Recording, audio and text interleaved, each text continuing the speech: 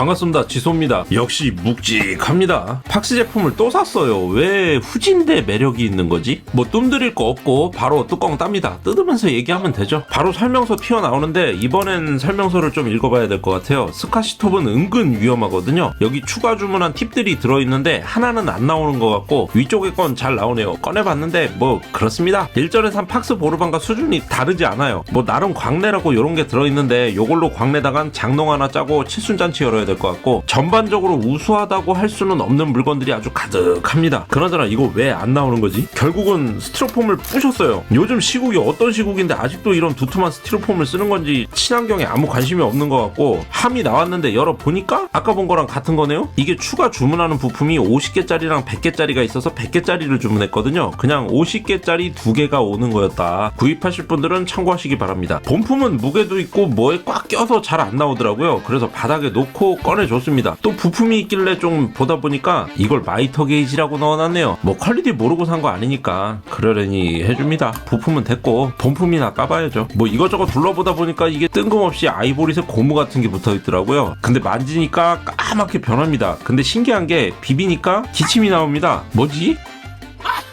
정리하다 보니까 반대쪽에도 있더라고요. 그래서 비벼봤죠. 그래봤더니만 기침이 나옵니다. 뭐지? 우연인가? 필연인가? 일단은 뭐 생김새를 한번 쭉 보시자고요. 메인 전원 버튼과 페달 전원 버튼이 있고 RPM이라고 하죠. 회전 속도 조절해주는 다이얼이 있고 왠지 이것도 비비면 색이 변하면서 기침을 유발해주는 녀석 같은데 큼직한 게 2개 있고 뭔 뚜껑이 달려있죠? 미니 그라인더에 연결하는 잭입니다. 근데 뚜껑이 좀 삐딱하게 달려있어요. 팍스의 디테일 같은 거 기대하는 거 아닙니다. 그러면 안 돼요. 뭐 이거 조명이라고 나름 달아놨는데 좀 이따 보기로 하고 손대지 말라고 아주 끔찍한 스티커를 하나 붙여놨죠. 정면에서는 안 보이는데 이런 건 정면에 붙어야 할 것 같은데 디테일은 기대하면 안 되는 거니까. 다리는 철제인데 주물로 뽑은 것 같습니다만 일전에 팍스 보르방을 경험해봐서 그런지 괜찮은 것 같아요. 그럭저럭 쓸만해 보입니다. 뭐 이렇게 대충 다 본 것 같고 뭔 빨대가 하나 달려있죠. 이 설명서에도 뭐 하자는 건지 말이 없으니까 천천히 생각해보기로 하고 요게 이제 문제의 각도 게이지인데요. 이걸로 바닥판에 각도를 줘서 각이 있는 재단을 칠하는 건데 0도에서 딱 멈추지를 않습니다. 그냥 끝까지 제끼면은 이제 이렇게 되는 거죠. 정확하게 0도를 맞추려면 아무래도 레벨기가 필요할 것 같습니다. 게이지만으로도 0도를 맞출 수 있으면 좋은데 그게 안 되는 것이 이 눈금자가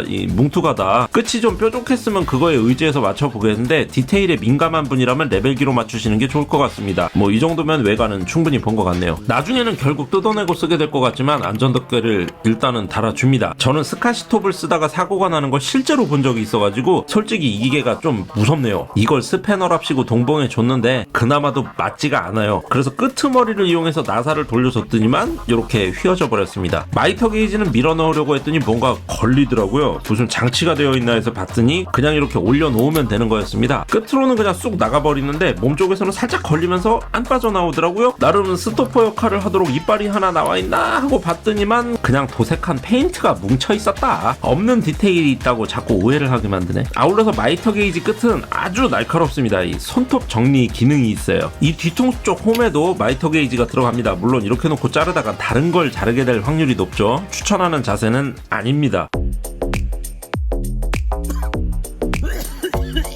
이번에도 조명은 건전지입니다. 팍스가 뚝심이 있어요. 조명은 건전지. 아주 일관성과 고집으로 똘똘 뭉친 회사입니다. 뒤통수엔 원터치 버튼이 있어가지고 그걸로 켜고 끄는 방식이고요. 건전지는 뭐 각오했던 부분인데 이 뚜껑을 나사를 돌려서 덮어야 됩니다. 그것도 3개나. 뭐 건전지는 한번 끼우면 좀 오래 쓰니까 괜찮습니다. 이해할 수 있어요. 나중엔 청테이프로 돌돌 말아서 쓰겠지만 이제 기계를 한번 돌려보죠.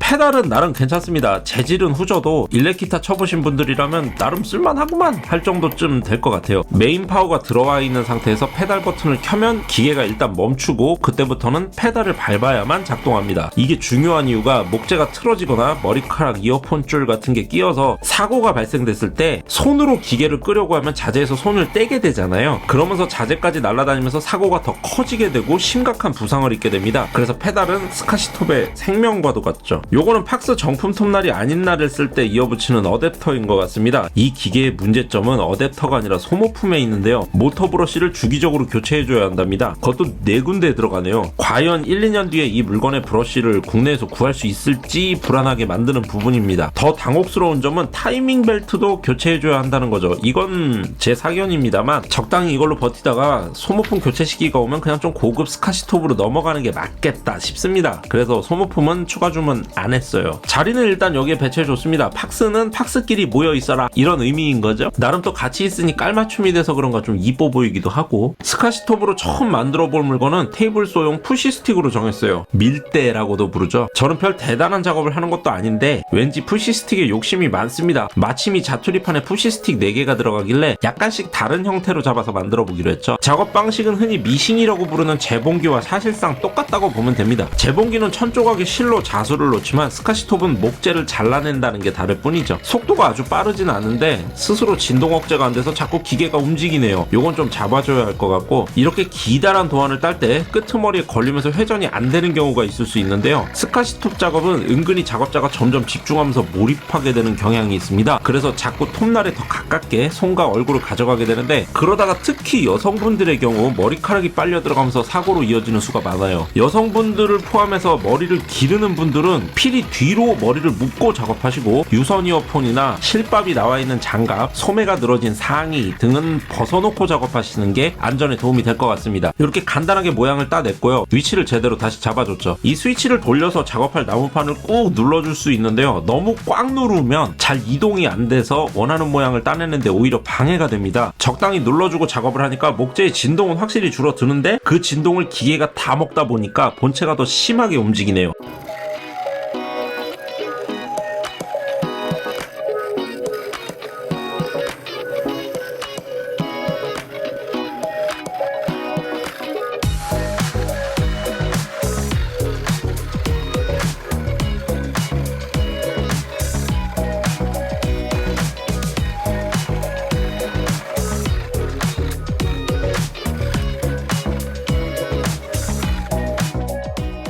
분진 배출구가 앞에 있어서 작업자를 향해 미세먼지를 발사하는 게 중대한 단점 같습니다. 실내에서 작업하는 분들은 집진기와 연결해서 사용하셔야 될 것 같아요. 나무가루 3포대를 먹어야 1인분하는 목수가 될 수 있다고는 하지만 일부러 먹을 필요는 없겠죠.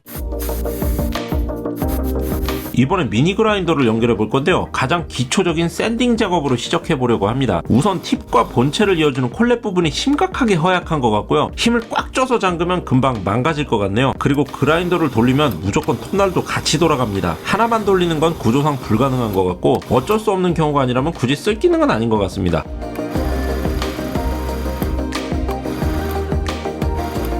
샌딩만 놓고 봤을 때는 작동이 잘 됩니다. 근데 액세서리 펠트 작업이 아닌 다음에야 어느 세월에 이걸 다 다듬겠습니까? 정교한 세공을 하기엔 떨림도 심하고 너무 작고 그냥 구색만 갖추는데 만족할 물건이고요. 저는 이걸로는 작업 못할 것 같고 좀 더 효율적인 작업 방식을 선택하기로 했죠. 아니 3만원짜리 샌딩이면 이렇게 잘 되는데 뭐하러 그 조그만 미니 그라인더를 들고 소중한 시간과 손가락 연고를 죽이겠습니까? 이제 알코올 스테인을 가볍게 발라주면 엉겁결에 푸시 스틱을 넉넉하게 보유할 수 있게 되는 거죠. 단점이 많은 물건이지만 아예 없는 것보다는 갖추고 있을 때 제작할 수 있는 요소가 엄청나게 늘어나게 되니까 곡면이 많은 제품을 만들고 싶은 분들에게는 추천할 만한 물건이라고 생각됩니다. 팍스 제품 중에 거의 유일하게 제가 추천할 수 있는 제품이네요. 자투리 나무를 주변에 둘러서 탁하지를 해주면 진동으로 인해 기계가 움직이는 걸 막아줄 수 있죠. 기계 바닥에 얇은 우레탄 패드를 깔아주면 테이블에 가해지는 진동을 차단해줄 수 있는데 일단은 이렇게 써보기로 했습니다. 아무래도 완벽한 직각을 위해서 이 스티커는 조만간 떼어낼 것 같고요.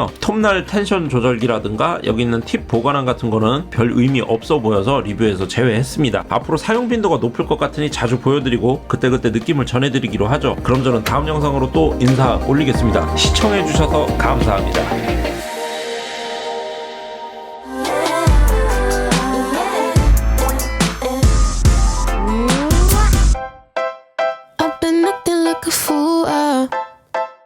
I tried to get you up. Guess I was just obsessed with you. Ooh, or maybe not.